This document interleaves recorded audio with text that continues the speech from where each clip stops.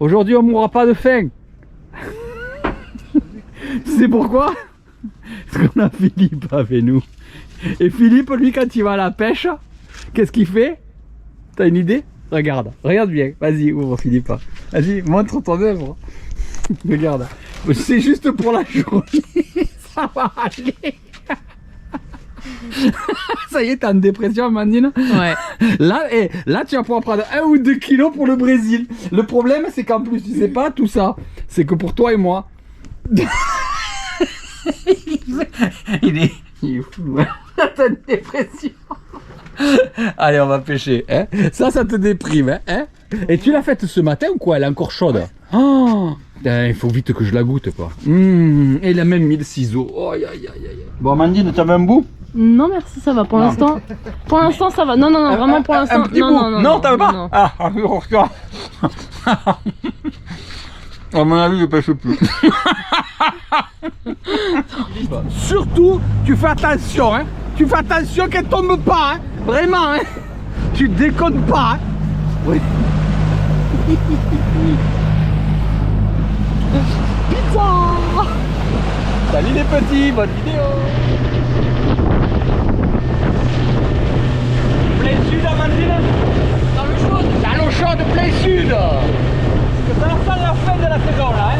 Ça pique là. Là, il nous reste encore 1 ou 2 sorties et après, moi je ferai blackout avant le Brésil et après on se mettra au sèche. L'été, on ira chercher le chapeau l'hiver. Allez, bonne vidéo les petits. C'est les petits limons jaunes, Amandine? Ouais, ils sont jaunes. C'est les bébés. C'est vraiment les bébés sérieux là. Ouais, tout petit, ouais. Salut les petits. Et oui, toujours en automne, on va voir les bouées au large parce que souvent il y a du pélagique dessus. On peut trouver des cérioles, on peut trouver des coryphènes, on peut trouver des balistes. Il y a souvent de la vie sur les bouées au large l'hiver. L'automne, pardon. Et je parle de l'automne, c'est-à-dire qu'on commence à y aller fin septembre et jusqu'à fin novembre. Après, c'est fini.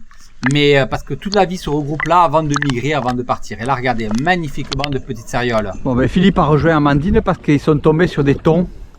On peut pas les tirer malheureusement. Hein. Et du coup, quand ils sont arrivés, elle me dit qu'il y avait un petit banc de maï-maï et que le banc de maï-maï est parti à cause des thons.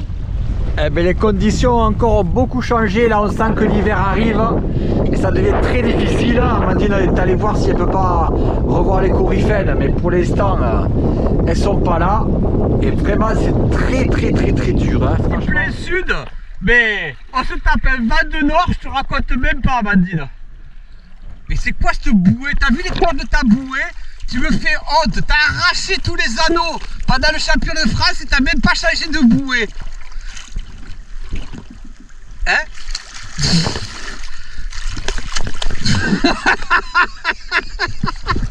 Vraiment dur avec le vent. Là, le vent et le courant, ça va être très difficile de faire du poisson aujourd'hui.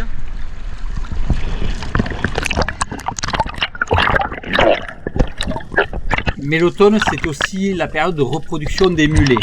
On trouve les mulets des fois en très grande quantité et dans peu d'eau. Dans 0-10 mètres, vous pouvez trouver des fois des bancs énormes de gros mulets, souvent des taches dorées, hein, des dorins. On les reconnaît grâce à leurs taches jaunes qui sont posées sur l'opercule de la joue. Et vous pouvez en trouver vraiment des grosses quantités en train de se regrouper. Alors il faut être vigilant quand on les tire, de ne pas tirer les femelles. C'est pas difficile, hein. Vous devez vraiment regarder le ventre et vous allez voir, ils ont le ventre très gonflé par rapport au mâle. Donc il faut être vigilant, regarder bien, prendre son temps, de façon à ne pas tirer n'importe comment et n'importe quoi. Vous voyez que quand ils sont comme ça, ils sont vraiment bébêtes, ils tournent autour des pierres sans se préoccuper trop de vous. Vous pouvez tranquillement choisir votre pièce et la tirer. C'est des poissons qui peuvent être violents et rapides, mais il y en a vraiment des grandes quantités. Bon, on en prend 1 ou 2 par sortie, parce que vous savez que moi je les donne à manger à mes chats, et c'est tout. J'ai cru que t'allais jamais le voir. J'étais derrière toi. Mais tu sais pas, je l'avais pas vu. Je cherchais ça à l'extérieur, tout ça. Je t'entendais taper comme une folle, j'ai dit mais putain, mais et là j'ai baissé les yeux, je l'ai vu. Et en surface, je t'ai appelé. Tu les voyais pas, tu regardais à gauche. Il y en a plein, vas-y, amuse-toi. Ouais, attends, il y en a plein là.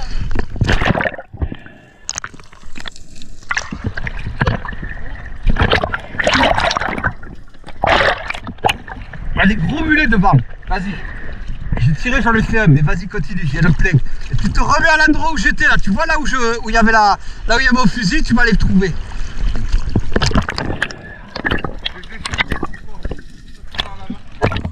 Alors attention, hein, je dis que je les donne à mes chats parce que j'ai 5 chats et qu'ils adorent le poisson et que ça me permet de leur donner du poisson frais assez facilement. Mais ils sont délicieux à manger, hein. Vous tirez les filets, vous faites un carpaccio au citron, c'est délicieux. Vous les faites avec des tomates et des patates au four, c'est délicieux. Il y a plein de superbes recettes pour le mulet, hein. Mais mes chats sont fans de mulet, de rien. Il est beau celui-là. Alors pour tuer un mulet, c'est moins facile que les autres poissons parce qu'ils ont un cerveau qui est plus petit et surtout il est beaucoup plus avancé au milieu des deux yeux. Les autres poissons ont le cerveau reculé à l'arrière des yeux, le mulet devant. Donc vous pouvez passer par devant, au-dessus du nez comme ça, et vous plantez votre couteau et vous lui percez le cerveau. Ou alors vous passez par l'avant, mais vous inclinez plus votre couteau vers l'avant. Et quand vous l'accrochez, vous pensez à passer devant le nez, parce qu'ils ont souvent les ouïes fragiles et ils peuvent se décrocher. En passant devant le nez, aucun risque qu'ils se décrochent. Mais méfiez-vous, hein, parce que quand les mulets sont là, les prédateurs peuvent être là aussi parce que il ne faut pas oublier que le mulet c'est aussi la proie de pas mal de prédateurs. Mais regardez un peu cette règle, il y en a plein en ce moment, elles sont absolument magnifiques. Et alors que je me ventile en surface, c'est une céréole qui arrive dans le bleu. Malheureusement, mes oreilles vont me jouer un tour. Et en plus, j'ai un bateau qui me passe juste au-dessus, mais vraiment qui me passe dessus au moment où je la vois. Et j'arrive pas à descendre parce que mes oreilles elles étaient bloquées. Et du coup, elle ne se dirige pas vers moi, elle s'en va, malheureusement. Et en remontant, je me fais engueuler par Amandine. Une grosse céréole. Grosse.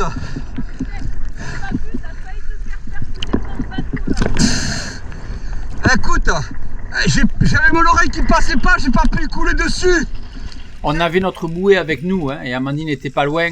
Mais le problème, c'est que avec les vagues, et surtout l'automne comme ça, les bateaux n'ont pas l'habitude de voir des chasseurs. Et du coup, ils n'ont pas fait attention à moi. Et en me posant à l'agachon, parce qu'il y a beaucoup de mange, hein, on le voit, donc j'essaie de faire du bruit. J'avais laissé mon clack safe malheureusement à bord du bateau, ce que j'ai fortement regretté. Parce que vraiment c'est très utile pour pouvoir faire venir le poisson. Et je regarde partout autour de moi, j'espère voir l'arrivée d'un gros prédateur. Il y a quelques sars qui arrivent, bon, je vois très bien que là les prédateurs ne sont pas là malheureusement. Donc je me dis bon écoute, à un moment donné il faut être pragmatique, hein, il faut pouvoir choisir le poisson quand il est là. Hein. Donc il y a deux beaux sars qui arrivent, celui de derrière est un peu plus gros, je prends mon temps et au stato roller je peux l'épingler sans aucune difficulté. Vraiment un très beau tir encore une fois. Hein. Ah chiotte, y a rien. J'ai plus un sard. Essaye de parler par là, vers le sec qui est là-bas. Pour vous donner un ordre d'idée, ça faisait déjà 2h30 que nous étions dans l'eau en train de chasser. Et on avait fait 2 poissons, 3, puisqu'Amandine a aussi pris un mulet. Donc il faut relativiser encore une fois, au bout d'un moment, quand vous voyez que les prédateurs ne sont pas là, eh bien, il faut être opportuniste et saisir le poisson que vous avez envie de manger. Amandine, tu restes entre là et le sec, je vais chercher la bouée. Ok, on est trop loin. Entre cette bouée et le sec, tu restes là, je vais la chercher, je fais l'aller-retour, ok? Oui, toujours penser à rapprocher votre bouée pour ne pas être en difficulté avec les bateaux. Et vous voyez, ces fonds sont magnifiques, hein. Il y a une belle visibilité, un peu chargé, beaucoup de vie. On voit des mulets, on voit des sars. Et par moment, il peut y avoir un prédateur qui passe. Mais on sent qu'il y a moins de prédateurs et moins de vie qu'il y a quelques temps. Tout simplement parce qu'on avance vers l'hiver. Hein. Et donc, automatiquement, la vie est partie. Et là, regardez, un petit barracuda qui passe là-haut. Ouf, il a eu peur de mes appels. Encore une fois, j'avais oublié mon clack safe. Et dommage, je lui ai fait peur. Voilà, donc il est parti. Et c'est dommage parce que le poste était très bien, très propre, avec vraiment beaucoup de vie. Et je pense qu'il aurait pu glisser à venir me regarder. Mais aussi, il y a un facteur, c'est que à l'automne, les poissons, ils ont été chassés tout l'été. Donc, ils sont plus stressés. Alors qu'au printemps, ils ont vu personne de l'hiver. Et ils sont souvent beaucoup plus friands de venir vous voir et curieux. Voilà. Il y avait des beaux rougets aussi. Pourquoi j'ai oublié mon claque safe au bateau? Tu m'expliques un peu? Il est vachement utile au bateau. Pour rêver. C'est juste ça la question. Allez, allez de dire des conneries, voilà l'eau, Amandine. Là, il y a juste 29 mètres. Hein. Ah oui, je me dis, je fais rien. Et même sur les éperons rocheux très profonds, eh bien, malheureusement, c'est vide. Pourtant, il y a la vie, il y a la mange. Donc, je comprends pas pourquoi le poisson n'est pas là, pourquoi les prédateurs sont pas là. Honnêtement, par rapport au printemps, où il y avait beaucoup de prédateurs sur ces zones-là, et bien là c'est le désert et vous avez beau glisser, agachonner, la mange est là. Alors bien sûr une bonite qui passe, une sériole qui passe de loin, mais un barracuda, mais les opportunités de tir sont très faibles dans ces conditions-là, et le poisson, et puis la mange est très haute, et puis quand elle est haute comme ça, je peux vous dire que ça veut tout dire. Hein. Ça veut dire là, je suis tranquille, il n'y a personne pour m'embêter, je peux monter en hauteur, vous savez que là, vous êtes peinard. Et même les chapeaux ne sont pas remontés. Là, on a du mal, hein. On est face au vent, face au courant, face aux vagues. La petite, elle essaye d'assurer la navigation. Et on charge, hein. Et le vent ne se sera pas calmé une seule seconde. Hein.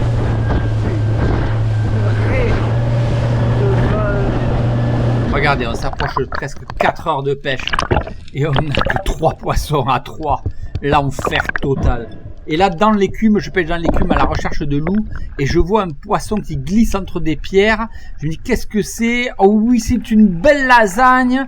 Est-ce que je vais réussir à la voir? Oui, elle est devant son trou, elle tourne, je la prends. Waouh, très jolie. Elle venait chasser là. Et ben, c'est moi qui l'ai chassée. Très belle lasagne. Allez, une belle lasagne.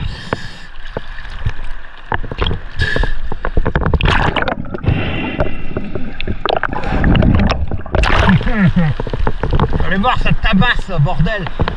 Mais quand c'est difficile comme ça, il faut pas rater les opportunités. Hein. Et là, regardez, les mulets qui glissent. Je reste tranquille. Je me dis, ils vont peut-être sortir par là. Non, ils sont pas sortis, donc ils vont revenir.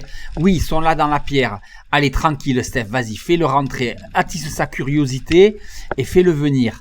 Voilà, il rentre, il tourne. Je le manque. Mais qu'est-ce que c'est cette blague, sans déconner? Putain, quoi, j'ai pu rater ça. Alors, déjà que c'est dur, qu'il y a de la houle, qu'il y a plein de poissons. Si en plus tu rates tes tirs. Et là, regardez, à la surface, celui-là, il vient me voir solitaire. Et là, le tir en surface, avec les problématiques de houle, c'est l'enfer. Manqué. LOL. Je m'exécute aux ordres de Stéphane Dudon. Il m'a dit de prendre la caméra et de l'allumer. Tu dis qu'avec conneries?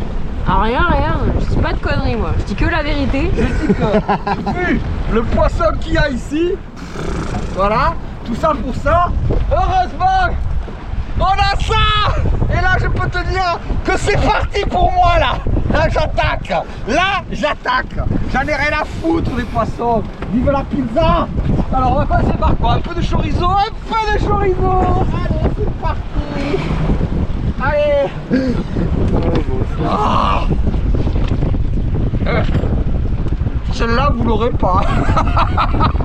Mais regardez, même là, vous voyez la mange qui arrive là, comme ça, excitée.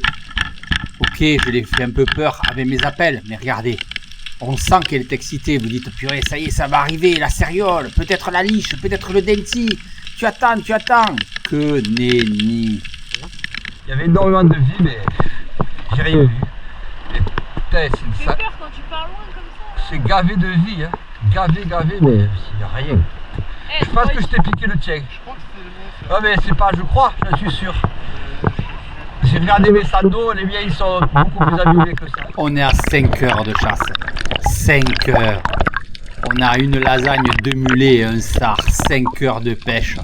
L'enfer, si Amandine a fait un rouget. Mais vraiment, c'est horrible. Et pourtant, il y a de la vie. Et pourtant, on connaît des pierres magiques. Regardez là, cette grotte là. On descend là, elle est sur une quinzaine de mètres. On passe à l'intérieur, on fait à la gâchonne de l'autre côté. On peut s'attendre à tout moment à voir un beau poisson à l'intérieur. Mais non, c'est vide. Désert. Il n'y a rien. C'est le désert total. Mais quand le poisson est là, faut pas le manquer. Regardez, alors que je me ventile en surface, un banc de péla qui arrive, je tire et je la manque. Mais c'est pas possible, je suis maudit. En fait, là, cette journée, elle était vraiment pas faite pour moi. Putain, je l'ai raté. C'est pas vrai. Ah, c'est sûr que là, si tu rates tes poissons quand tu peux les faire. Hein. Une bande de péla qui m'arrive énorme. Je tire de la surface. Je l'ai raté. Faut pas que je tire de la surface. Je le sais. Les tirs dans la surface sont toujours très durs. Parce qu'en fait, avec la houle, vous bougez et vos tirs sont beaucoup moins précis. Il vaut mieux éviter de tirer de la surface. Et on continue jusqu'à la nuit sur des agachons profonds ou moins profonds, mais vraiment on insiste. C'est ce qui s'appelle pêcher jusqu'à ce qu'on puisse plus voir quoi que ce soit dans l'eau. Voilà. Et bon, malheureusement, malheureusement, j'y vois plus rien. Oh, je suis dégoûté cette paix-là, je devais la voir normalement, putain. J'en ai marre, je suis nul. Je suis nul. Surtout que tu me dis on agachonne en rentrant et je te retrouve à 30 Parce que j'ai agachonné jusqu'à la chaise, et quand j'ai vu qu'il n'y avait rien, je suis reparti, mais bon, ça servait à rien. descendre le diable. Bon, mais c'est pas avec ça qu'on va se nourrir, hein, Philippe. Ça y est, c'est fini l'agachon, hein. On va passer maintenant à la chasse à trous, hein, pour cet hiver là, parce que la catastrophe, Amandine. Il y en a marre. Elle a marre. Vivement qu'on se casse au mondial, hein. Ouais. Vivement qu'on prend l'eau chaude, hein. C'est clair, toi tu te casses en Thaïlande Voilà. et nous au Brésil. Au Brésil. Allez, bye bye les petits, bonne vidéo, ciao, à la prochaine. à la nuit. Mais backstage, c'est qu'en vrai c'est le bordel dans le bateau. Mais non, c'est des pressions. Regardez ça. Plus de déchets que de poissons. Exactement, il y a plus de fusils, de tout. Et heureusement, il y a des pizzas. Oui. La pizza. Bon, elle a pris une torgnole la pizza quand même. Il y a que Steph qui en a mangé pour l'instant. Et je continuerai.